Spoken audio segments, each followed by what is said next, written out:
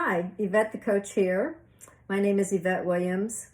I am an expert in narcissistic abuse, narcissism, the big buzzword all over the internet, narcissistic abuse, narcissism, personality disorders, MPD, BPD, bipolar disorder, that's these abusive personalities that get into relationships and then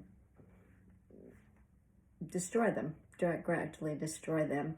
So welcome to my series, Coffee with Yvette, and we are talking through some various buzz terms on the internet, and nothing flashy with me. I'm just sitting here in my office, and I wanted to talk to you. Today I want to talk about intimate partner violence, IPV. And this is a very, very important topic that it keeps getting ignored online because the buzzword narcissistic is everywhere, and we're not really addressing fully everything. So that's why I'm doing my coffee series. By the way, today it's hazelnut decaf. So, intimate partner violence. So it's estimated to be the most common form of intimate partner violence. So as in the most common form, narcissistic abusers are using IPV.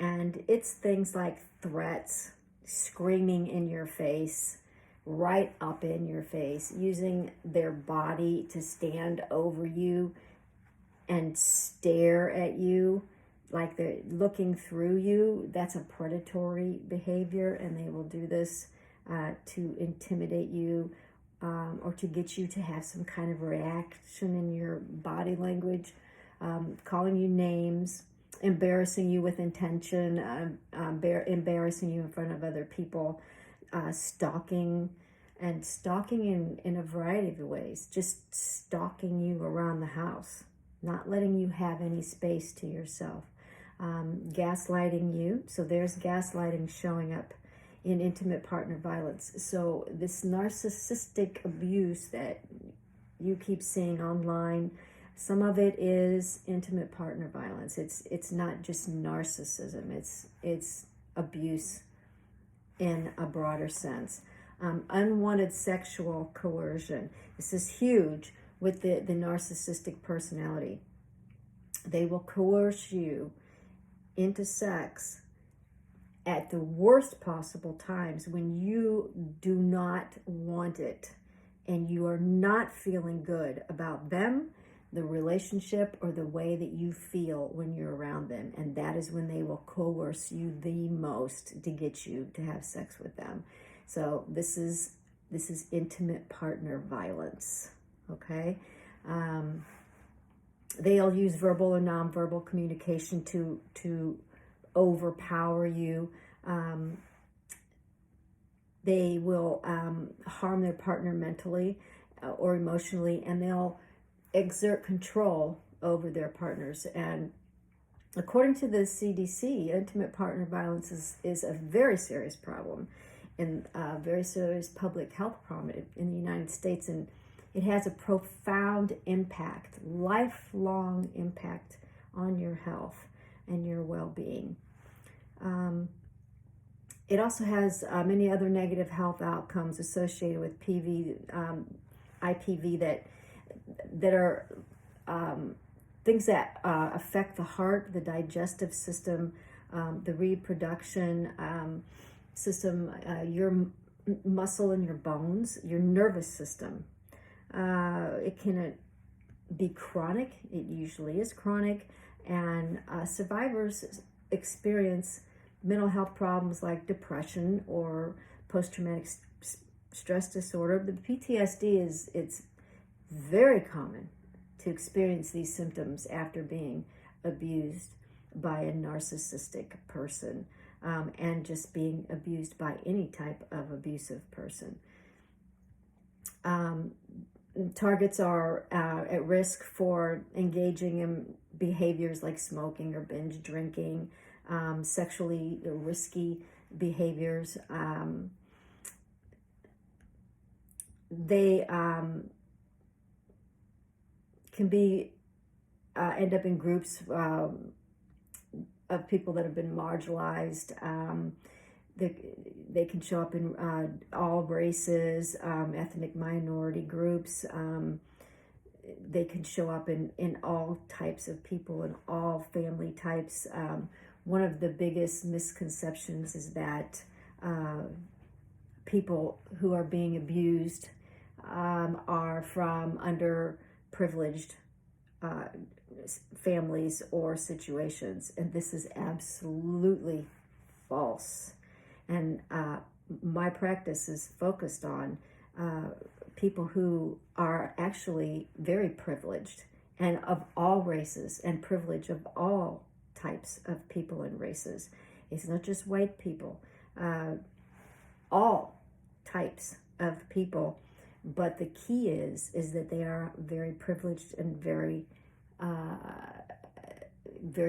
comfortable as far as financials and physical comforts, nice homes, lovely cars, very safe automobiles that they're driving, all of the comforts that money can buy. This serious abuse is happening in all different walks of life and all different types of people.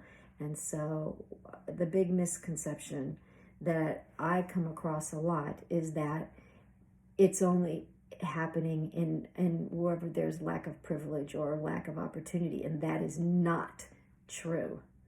Some of the biggest privilege that I've seen, some of the most financially successful CEOs, company owners, huge corporate owners, multi-million-dollar company owners, they are some of the most abusive in these situations.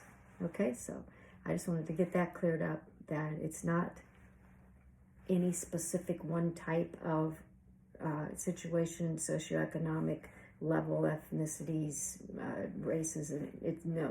It's everybody. It's people. It's humans. Okay. And sometimes when you see how violent and volatile these abusive people are, you question if they're human, because it is questionable. Okay, so there's other things that come into play, like the lifetime economic cost that's associated with the medical services for the IPV-related injuries, these things that abusive people cause to their targets, and it lost productivity from paid work. There's criminal justice and other costs, and at one point the research was $3.6 trillion. The cost of IPV over a victim's lifetime was $103,767 for women and just $23,414 for men. So it's a significant problem for women.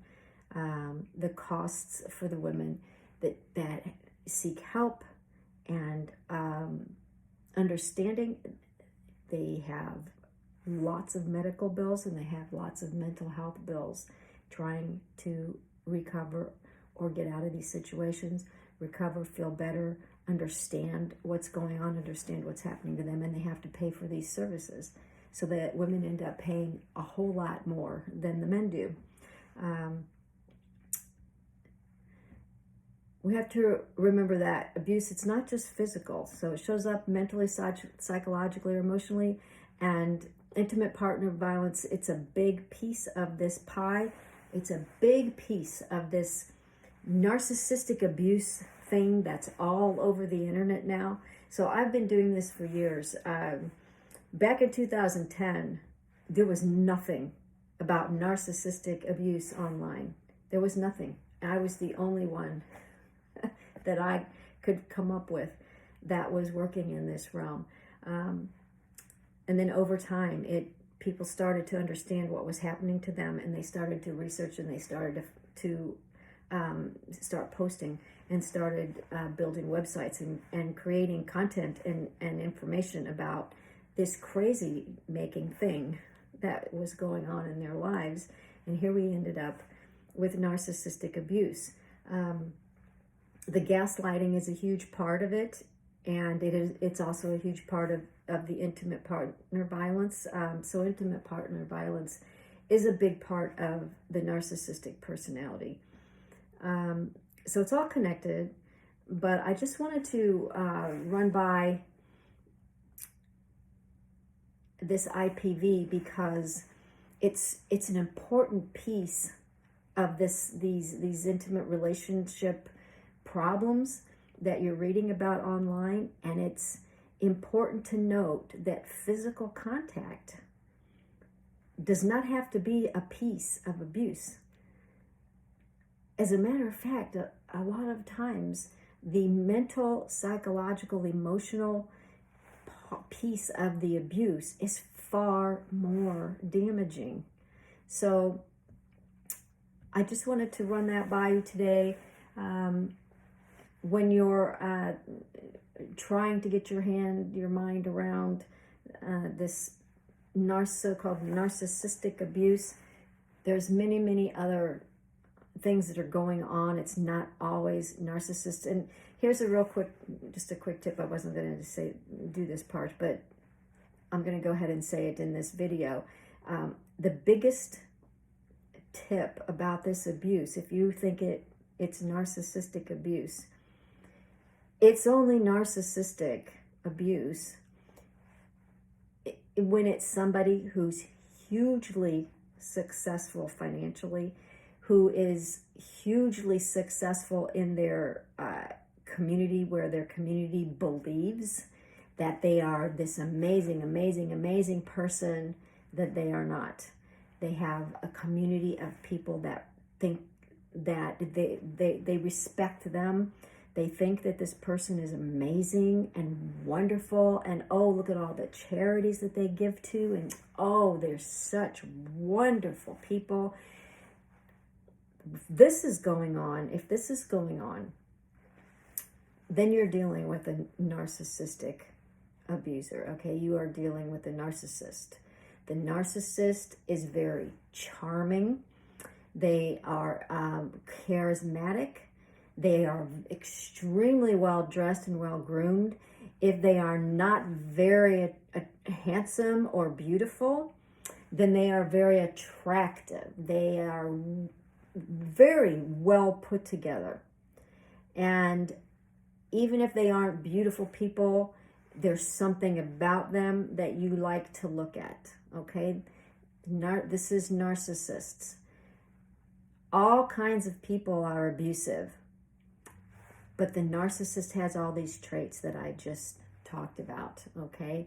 So if somebody does not have all those traits, they are probably not an NPD. They may have some narcissistic traits, but those traits are common to other personality disorders, and maybe they have some disorders in some of these other realms, okay? The narcissist is very explicit in what they are and how they show up. Okay, so you're looking for these really high profile, larger than life people. And it doesn't mean that some larger than life person that you know is not real in what they are showing up as. Not everybody who's hugely successful is narcissistic, okay? They're not narcissistic abusers. They might really like themselves a lot and they have great success, but that doesn't mean that they are automatically a narcissistic abuser. So I just want to clear that up a little bit there. Okay, so thanks for watching, and I hope to see you in another video, and I hope to talk to you someday. I hope that you reach out and schedule a session with me and we talk, and I hope I can help. Okay, all right, thanks a lot.